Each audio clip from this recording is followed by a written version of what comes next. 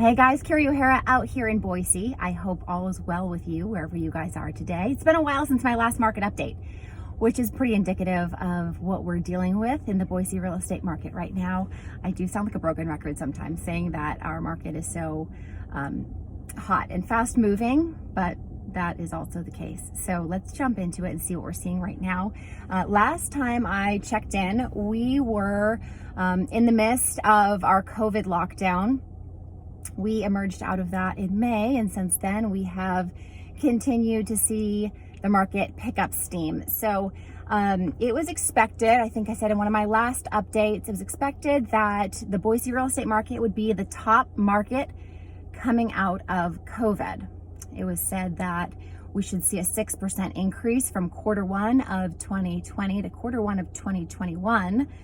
6% increase was expected.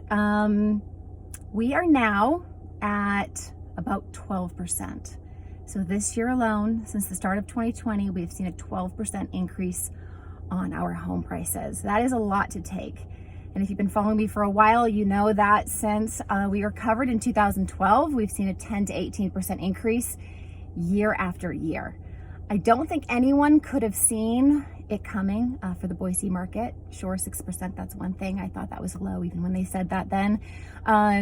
But what we're seeing, and a friend asked me from out of state why the market is so hot here. What we're seeing is that people who were planning on coming this year or relocating still are.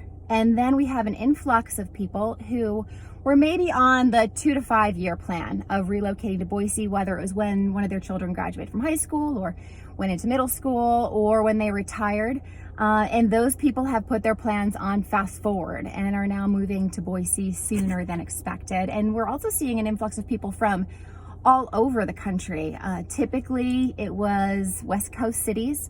And now people as far as Chicago and Philadelphia are also saying, forget it. We're out of these major cities, looking for a slower pace of life, more outdoor activities, especially after we all got locked down for so long. You were just looking for something to escape to. So we're seeing those people as well. So it's a supply and demand issue. Right now, we have 2 weeks, yes, 2 weeks of inventory on the market in Ada County. So a stable market, I've said to you guys before, 4 to 6 months. We have 2 weeks. And I would say that in select neighborhoods, it's much less than that. You might drive through and not see any for sale signs. So that's the situation. It has a lot of people in a frenzy, which then of course creates multiple offer situations. Typically, you're going to see those multiple offer situations in a competitive market and in a price point that is average. We are even seeing multiple offer situations in budgets that are far superior from what we typically see in the Boise market. So no one is immune from those situations with the multiple offers. This also has a lot of people looking at new construction. We do have a lot of new construction, especially in Eagle and Meridian. Keep in mind that 43% of those new construction listings are going pending before they're complete. So people are buying without ever walking through the house they're buying. They're just seeing the selections that a designer has made. They're seeing a floor plan and they're going for it because they see the writing on the wall and that they got to make a move and got to make a move fast. So keep that in mind. What do you need to know?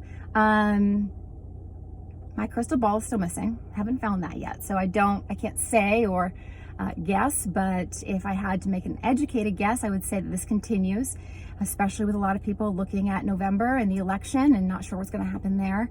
And a lot of people are making the move prior to November. And I also think that there's going to be more coming if we have more people relocating to Boise, if we see another strong wave and more lockdowns and regulations on what people can and can't do. We will have to wait and see on that. So in the meantime, I would say get your financials in order. Make sure that you have either spoken with a realtor where you've got to get your house on the market, get it sold, get it pending, get contingencies removed, speak with a local lender, make sure that you are working with a realtor that's keyed in on this market. It's competitive. You've got to know what you're doing in order to get your clients those houses. So that's important as well. And I don't see an end on those construction prices going down either, the new construction, because our construction prices, lumber specifically, are on the rise as well.